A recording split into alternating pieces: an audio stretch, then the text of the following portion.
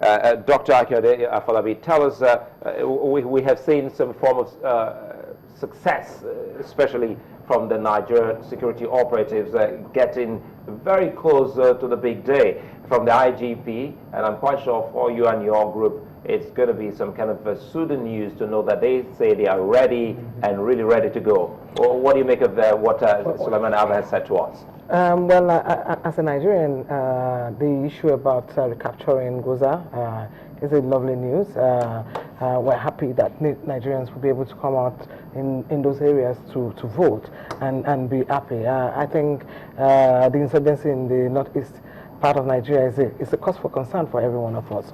So any little progress that we make there, it's a big news for us as Nigerians. So kudos to the Nigerian military for doing that. You're the coordinator here in Lagos of the TMG Transition Monitoring Group, and we reminded them earlier on of what transpired in Oshodi here in Lagos just yesterday, and a couple of other places like Ondo, specifically in Owo. Let's talk about Lagos. Perhaps the police, since the IG has just spoken to us, he should be watching and listening. What do you make of skirmishes of that nature we observed in Oshodi, and how we can stem that as we move towards tomorrow?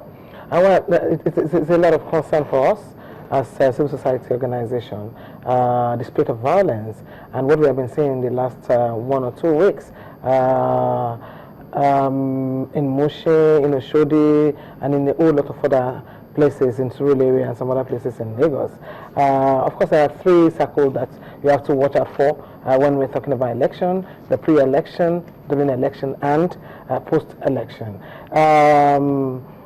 What we're doing at the level of civil society is to try as much as possible to get across to people that are influential, to identify the hotspots, places where people have to watch out for, and try to mobilize people to understand that there are places around the state that we have to watch out for, and also to get create awareness in those areas, talk to people, key people, Okada riders, NURTW members, people in churches, people in mosques, to keep safe during this period of elections. Let me come back to Captain Omar here.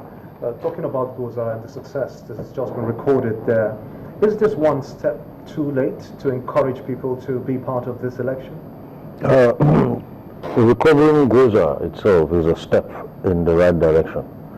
Given the little time left between the couple of hours between now and the elections, I don't think much can be achieved in, creating that confidence building, as I mentioned earlier. I only wished it had started much earlier. So this doesn't change anything? It doesn't really change anything, because you really will not get the kind of response you would want tomorrow for people to come out. The people who have actually been there, have been traumatized, will more likely be into trying to stabilize, recover, get back to their homes, sort whatever it is they are able to salvage from having left home and now they are back. So the elections could hold since it's secured now, but you're not really going to get the kind of responses we should be getting, because as I said, the confidence building aspect post recovery wasn't too robust, really. You have had experience after crime situation or war situations in some other countries outside of Nigeria, but still within Africa. You have earlier in the morning stint that we have said to us that what the military's role was at that point was try to bring back confidence, integrate the people. Yeah. Do you see that happening in Goza? It can happen in Goza, and it can happen quickly, very fast. Don't forget, we do not have the luxury of time. Now, there are long-term perspectives to confidence building, and there could also be short-term perspectives to confidence building. For example, the media can be exploited by the military to actually enter the subconscious citizen. By the subconscious citizen, I mean your subconscious self. You really need to get into the Nigerian mind subconsciously to make him accept that fact that, look, it's safe, come out and vote. Let me rub that in by taking us back in history. In World War II Germany, Erwin Goebbels was Hitler's propaganda minister, and he once said, even a lie, if you tell it very often, it becomes true. Exactly. So you can think what our private companies do with adverts, jingles. So if you decide to exploit the media, for example, the military could exploit the media, and within a 3-4 day perspective, you could actually get the subconscious Nigerian to accept that Goza is safe. Will your members be willing to go into Goza now? Well, I'm not sure whether our members, I coordinate Lagos State, so I'm not sure whether our members will be in Goza, but with the security situation, I'm sure Nigerians will be a little bit worried to be in Goza. Yeah. You've been campaigning, embrace peace, shun violence, which is quite key for us as a people. How has this gone down with the people, especially in those areas you just mentioned? You talked about Mushin, you talked about Oshodi, you mentioned Surulere, and of course a couple of other places in the state. Have you been able to comb the entire Lagos with this message?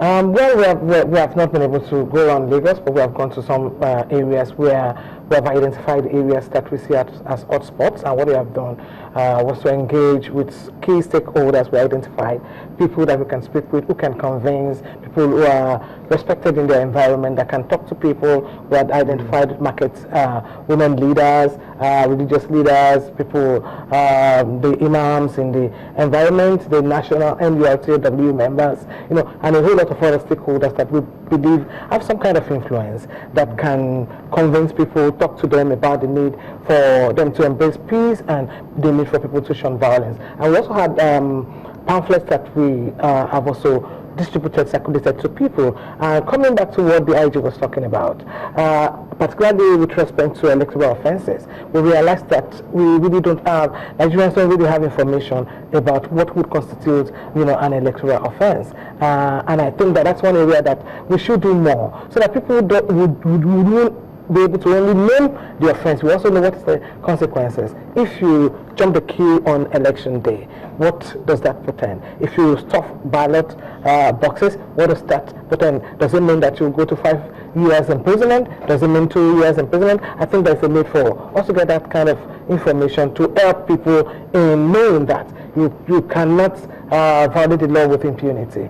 There's punishment for you if you violate electoral laws in Nigeria. And those are the kind of things that we do. We have pamphlets talking about those different offenses that he had mentioned and the punishment that goes with it. And we have it in different languages. We have it in Yoruba, in Hausa, in Igbo, and we distribute it. We have also organized what we call Stump Theater, where people get into communities and they'll start with dramas to talk about the election day, what is the likelihood of violence in election day, and how can we as a people address those issues. Almost the same message Captain Aliyu passed on earlier today, telling us or reminding us of what Nigerian soldiers were doing in Liberia at that time, helping to go in that dance troupe, drama, exactly. And bring the people all out. But I want to go back to Captain Aliyu. It reminds us of the message out of the Directorate of State Security,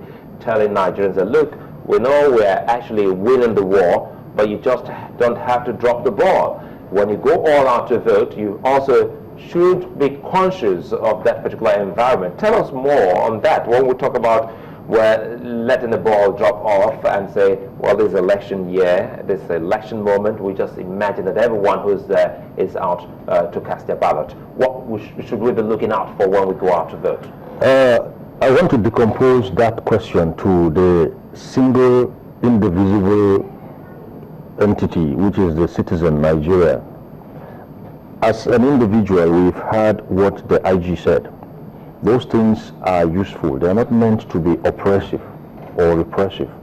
They have actually been informed by the spores of the moment we find ourselves in. I know that people will want to stay there and see what is happening and witness the counting, but we have seen security challenges that are not forcing us to outgrow that method of doing it. There are party agents. I don't think anybody is going to carry the party's interests at the polling station beyond what the party agents will be doing there. So it is safer for you to cast your vote and give that room that is required. And the reason is simple. We have one very peculiar threat today. It's bombs. Bombs, I tell you, the more the people, the more devastating. And from the study I have done, I discovered a bomb that is the IED, improvised explosive device. It's a very expensive thing to put together. If you know where they get the materials to bring the bomb together, it's in the black market, and those who sell it know it's prohibited, so it's expensive. Now, if I were an insurgent, I won't put almost 1.5 million down to make bombs and then go drop them where I'll kill only 2 people. We want to maximize gains now, isn't it? We want to justify the cost. So what happens if we cluster and have crowds in polling stations? You create a window of opportunity for these people to strike. But if we have electoral polling station, election polling stations that are sparsely populated, you easily detect anyone who is actually, standing out. You really see the odd man. I like the key word there, detect. Yeah, exactly. Let's talk more on that. Yes, you detect these things easily if the place is not populated. So there has to be some fluidness in human traffic. Come, do what you have to do, and leave the venue so others too can come. If you come, do what you have to do and remain there, and others keep joining you, at a point in time the 300 meters that is stipulated will be too small to even take everyone. That will be the beginning of the problem. The next thing the IG mentioned again, which I said earlier, is at the point you are going to vote, there is really no need for campaigning anymore. If you look at the psychology of people quarreling, it starts with something. It takes 2 to tango. You've done the campaigning. Wearing a shirt for any of the parties won't change anything on that day. Everything that needs to be done has been done. You don't need to carry your insignias. You don't need to go there and get into people's faces and talk about your party. You don't need to come there and induce people to come and join your own queue, because definitely the other side won't take it kindly when you go and try to induce their own people to cross over. And that's where it starts. From 2 fighting, you're going to have 1,000 fighting. Then it escalates. People in Ikorodu hear that they are fighting their brothers in Lekki, and exactly. So they have actually been able to get to the core, to the source, to the eye of it all. And the moment you can check and detect those little things that start the tempest, then you don't really get a tempest. Then another thing that people should be able to appreciate is, while we are at it, you mustn't come to the polling booth with a one-way mind. There are 2 possible outcomes. Yes, and you must prepare yourself for the other outcome. And this is where our leaders come into. That's another that's another tactics for diffusing tension. Whatever your reservations, whatever your misgivings, if your followers see you wearing a smile and offering a handshake